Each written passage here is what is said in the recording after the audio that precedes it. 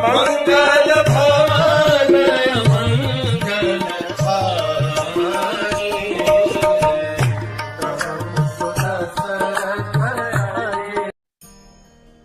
अरे हम देख रहे हैं एक एक करके रावण के पास्ट मेमोरीज रावण को प्रेजेंट में आके हॉन्ट कर रहे हैं।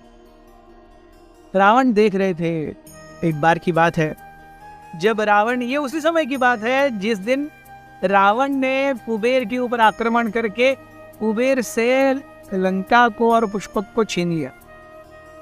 उस आक्रमण के लिए तैयार आधी रात्रि में पूरे रावण की सेना आकर के लंका के बाजू में बैठ करके तैयार है आक्रमण करने के लिए। Somehow Ravan is not able to sleep. Ravan को नींद नहीं लग रही है, कुछ तो उसके मन में इच्छा जाग रही है जिसे पूरा करने के लिए वो बेतहाशा तड़प रहा है। एक मछली जैसे पानी के बाहर तड़पती है, वैसे वो अपने बिस्तर पे, नरम मुलायम बिस्तर पे करवट बदल बदल के सिसकी ले रहा है। और ये वही चीज है जो वो हर रात को कई सुंदर लड़कियों के साथ किया करता था।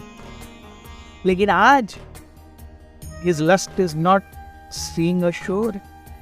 पता नहीं क्यों, जैसे प्रोविडेंस से मारा हुआ वो अपने खेमे में, अपने तंबू से बाहर आया। बाहर आकर के रात में अकेले ही एक सैर करने के लिए चला गया। रात में उसने देखा जंगल के अंदर जाते हुए बहुत सुगंधित फूलों की खुशबू आ रही है, ठंडी हवा बह रही है। ऐसे में उसके मन में काम उत्तेजनात्मक इच्छाएं और ज्यादा बलवती हो गई। और इसी समय वो हुआ जो कभी नहीं होना चाहिए। पास ही में से एक स्त्री के घुंघरूओं की आवाज आई, छिंग छिंग छिंग छिंग। और रावण देख रहा है, रावण सुन रहा है।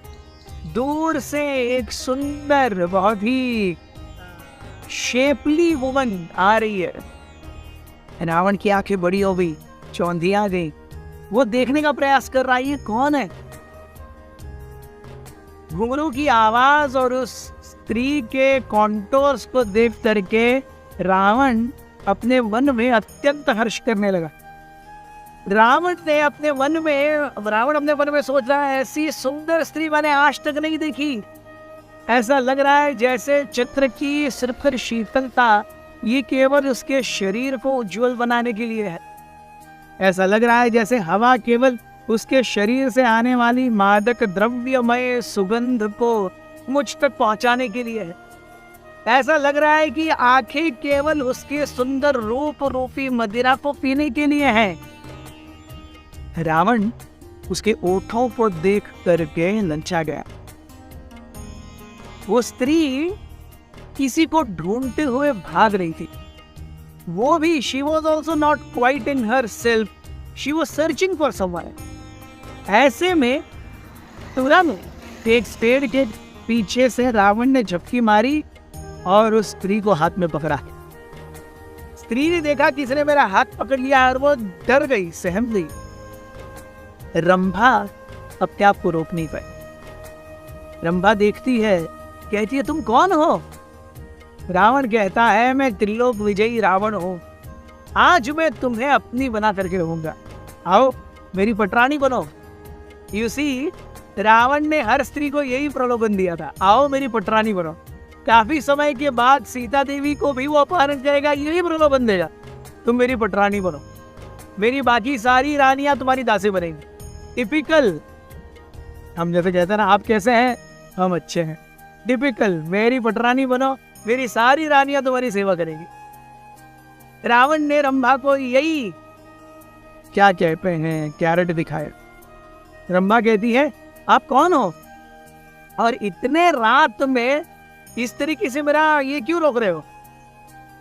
तो रावण कहता है रावण मेरा नाम है और जिस स्त्री को चाहूं उसका भोग करना एक ही मेरा काम।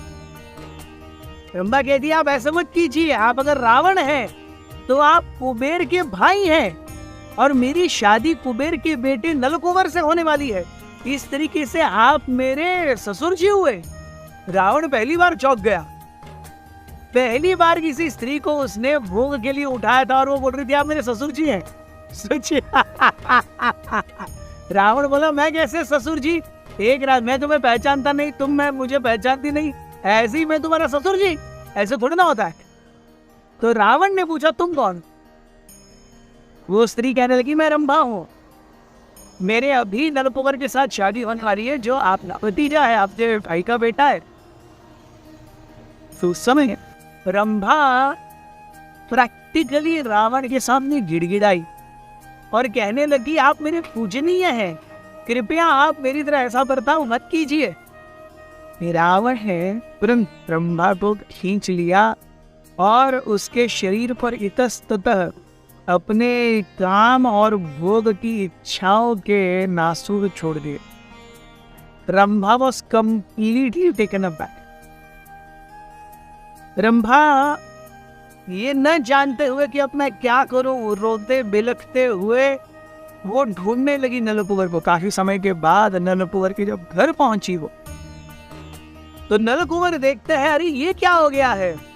उन्होंने जब रंभा को देखा तुरंत वो समझ गए कि कुछ तो गड़बड़ है। पहले वो भाग करके आए और उन्होंने रंभा को अपनी गोदी में लिया, उसके सर को सहलाने लगे, कहने लगे रंभा शांत हो जाओ। तो आधे पौने घंटे के शांति के बाद रंभा ने धीरे धीरे खून के आंसू पे पीते हुए नलकुबर को बताया कि हुआ क्या था। उस समय जानते हुए कि Nalakubara would never stand a match in front of Ravan in the earthly or bodily fight. With all his might, Nalakubara cursed Ravan कि हे रावण, अब अगली बार से अगर तुम किसी भी स्त्री को उसकी इच्छा के बगैर छुओगे, उस क्षण तुम्हारी मृत्यु हो जाए। रावण को ये जब श्राप पता चला, he was taken aback. But now this was a news he had to follow that entire life. If he dared to touch a lady without her consent, he would die. And this is the only reason Ravana did not touch Sita for the 10 months that she was in captivity of Ravan at her. Thank you very much. Great.